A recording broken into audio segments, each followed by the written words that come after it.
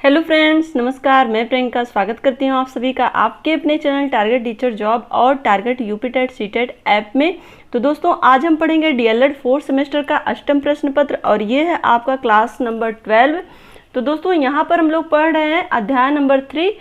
अध्याय नंबर 1 और 2 आपका कंप्लीट हो गया। तो हमारे जिन भी प्रशिक्षु भाई बहनों ने अभी अध्याय नंबर 1 और 2 नहीं पढ़ा है तो उनके लिए लिंक डिस्क्रिप्शन में है और साथ ही चैनल की प्लेलिस्ट भी बनी हुई है, तो आप वहां से भी पढ़ाई कर सकते हैं।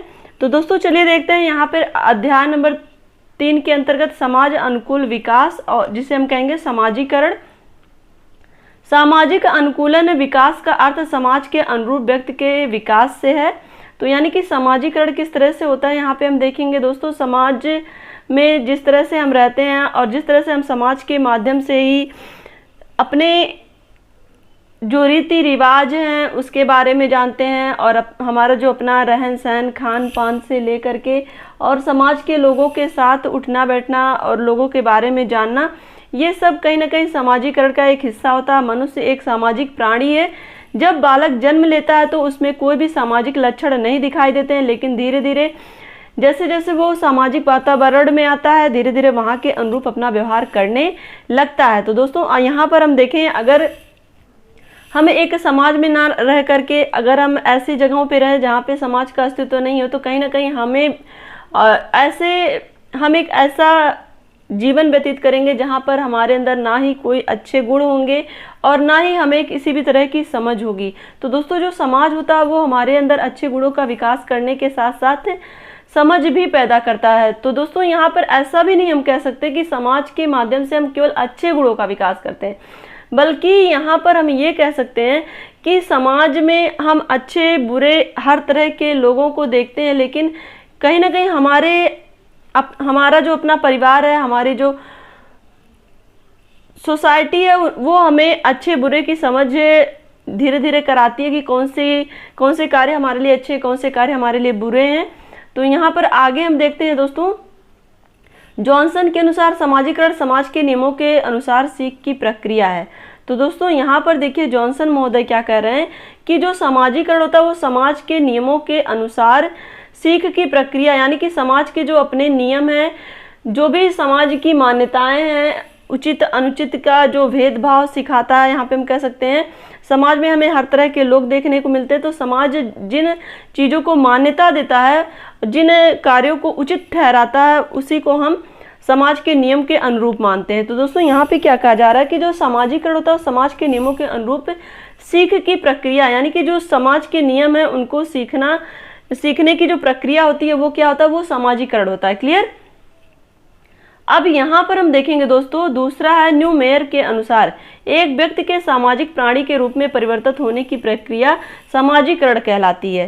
तो दोस्तों, एक व्यक्ति का सामाजिक प्राणी के रूप में, यानी कि एक व्यक्ति सामाजिक प्राणी कैसे बनता है कि जब वो कोई भी बालक जब पैदा होता है तो वो सबसे पहले अपने परिवार के बीच में रहता है, लेकिन धीरे धीरे अपने आसपास के लोगों से, यानी कि पास पड़ोस के बच्चों के साथ धीरे धीरे जब बड़ा होता है, खेलना उठना बैठना हर एक क्रिया करना शुरू करता है। तो यहाँ पर वो कहीं ना कहीं सामाजिकरण उसका धीरे धीरे होता है, जहाँ पे वो समाज की मान्यताओं के बारे में धीरे धीरे सीखता है।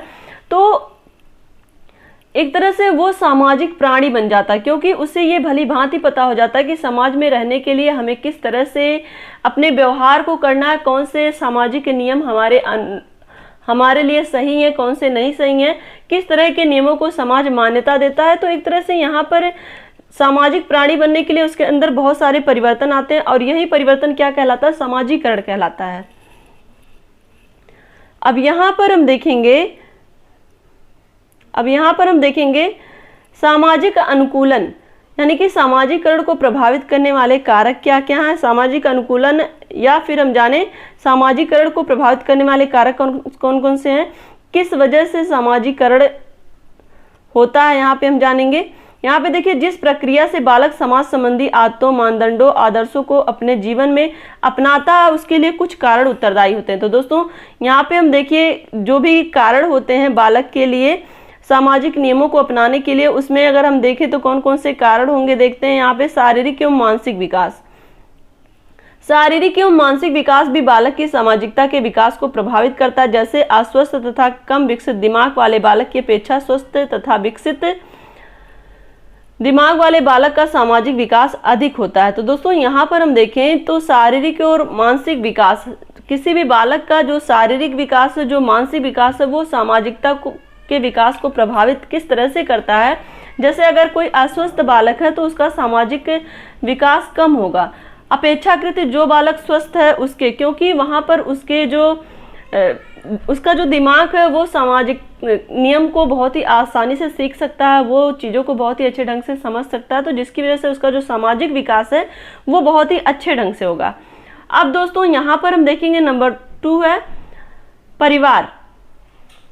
परिवार बालक के समाजीकरण की प्रथम पाठशाला होती है, अतः परिवार के बड़े लोग जिस प्रकार का आचरण एक दूसरे के साथ करते हैं, बालक भी उसी प्रकार का आचरण छोटे व बड़े लोगों के साथ करता है। तो दोस्तों जैसा कि आपको पता ही है कि सामाजीकरण की जो पहली बात अगर कहीं की जाती है तो वो परिवार में की जाती है, क्योंकि दोस्तों समाज बनता कैसे है, बहुत सारे परिवारों को जोड़कर ही तो समाज बनता है। तो परिवार में ही हम सामाजीकरण को सीखते हैं, यानी कि सामाजीकरण की प्रथम पाठशाला क्या होती है, परिवार होती है। और यहाँ पर हम देखें तो परिवार में जो भी सदस्य होते हैं अगर वो एक दूसरे का मान सम्मान कर रहे हैं, एक दूसरे के साथ अच्छा व्यवहार कर रहे हैं, तो कहीं ना कहीं बालक के अंदर भी वो सारी चीज़ें आएंगी, वो भी छोटे बड़े के साथ वैसा ही आचरण करने लगता है जिस तरह से उसके बड़े करते हैं। और साथ ही साथ यहाँ पर हम बात करें दोस्तों तो जिस परिवार का पारिवारिक वातावरण स्वस्थ तथा स्नेहपूर्ण होता है, वहाँ का बालक का जो सामाजीकरण होता है, वहाँ बालक का जो सामाजीकरण होता है वो उचित प्रकार से होता है, और इसके विपरीत स्थिति में बालक का सामाजीकरण बाधित होता है। तो दोस्तों अगर हम बात करें किसी भी परिवार में अगर वहाँ के जो सदस्य हैं स्नेहपूर्ण प्रेमपूर्ण व्यवहार कर रहे हैं, तो कहीं ना कहीं बालक के अंदर भी वो सारी चीज़ें आती हैं। अक्सर हमने देखा होगा ना कि बहुत सारे बच्चे जो बात में काफ़ी चतुर होते हैं, तो अगर उनका पारिवारिक बैकग्राउंड चेक किया जाए तो कहीं ना कहीं उनके परिवार में भी इस तरह का बिहेवियर लोगों के द्वारा होता होगा, या इस तरह के लोग रहते हैं जहाँ पे वो अपने परिवार से ही बात करने की निपुणता भी सीखता है, और यहाँ पे वाक्पटुता जिसे हम कहेंगे उसके परिवार में उस तरह के लोग हैं जिससे वो इस तरह से बात करना सीखा है। तो दोस्तों बालक के ऊपर परिवार का बहुत ही ज़्यादा प्रभाव पड़ता है। और यहाँ पर हम देखें तो अगर इसके विपरीत अगर हम देखें किसी भी परिवार में अगर लोग आपस में एक दूसरे के साथ प्रेमपूर्ण व्यवहार नहीं कर रहे हैं, तो वहाँ पर क्या होता है कि जो बालक का सामाजिकरण है वो बाधित होता है, यानी कि वो चीज़ों को अच्छे ढंग से नहीं सीख पाता, कहीं ना कहीं वो अपने आप को उस माहौल में एडजस्ट नहीं कर पाता है, कह सकते हैं। कहीं ना कहीं उसके अंदर वो जो घर का माहौल है वो चीज़ों को सीखने में उसे बाधा उत्पन्न करता है। अब दोस्तों यहाँ पर देखेंगे नंबर 3 है विद्यालय। विद्यालय भी बालक के सामाजिकरण को प्रभावित करते हैं। यदि विद्यालय का वातावरण जनतंत्रीय है तो बालक का सामाजिक विकास अविराम गति से चलता रहता है, और यदि वातावरण एक तंत्रीय है तो बालक का सामाजिक विकास कुंठित हो जाता है। तो दोस्तों यहाँ पर देखिए अब विद्यालय की बात हो रही है, यहाँ पर हम बात करें जो विद्यालय का वातावरण है वो सामाजिकरण को प्रभावित करता है, क्योंकि दोस्तों यहाँ पर हम देखें अगर विद्यालय का जो वातावरण है वो जनतंत्रीय है, यानी कि यहाँ पे बात करें लोगों के भावनाओं की कद्र कर रहा है, लोगों के जो भी समस्याएं उसको समझ रहा है, तो कहीं ना कहीं जो बालक का विकास है वो अविराम गति से होगा। लेकिन अगर वहीं पर हम बात करें जो विद्यालय उसका वातावरण एक तंत्रीय है, वहाँ पे किसी की नहीं सुनी जाती है, तो कहीं ना कहीं जो बालक है उसका जो सामाजिक विकास है वो कुंठित होगा, क्योंकि जो बालक की आवश्यकता है, जो नीड्स है, जहाँ पर वो चीज़ों को समझ नहीं पा रहा, उसे समझने वाला कोई नहीं है, तो उसका जो विकास है वो धीरे धीरे रुक जाएगा। वो उस विद्यालय को एक्सेप्ट नहीं कर पाएगा, वहाँ के टीचर्स को नहीं एक्सेप्ट कर पाएगा, वहाँ के रूल्स रेगुलेशन को नहीं एक्सेप्ट कर पाएगा।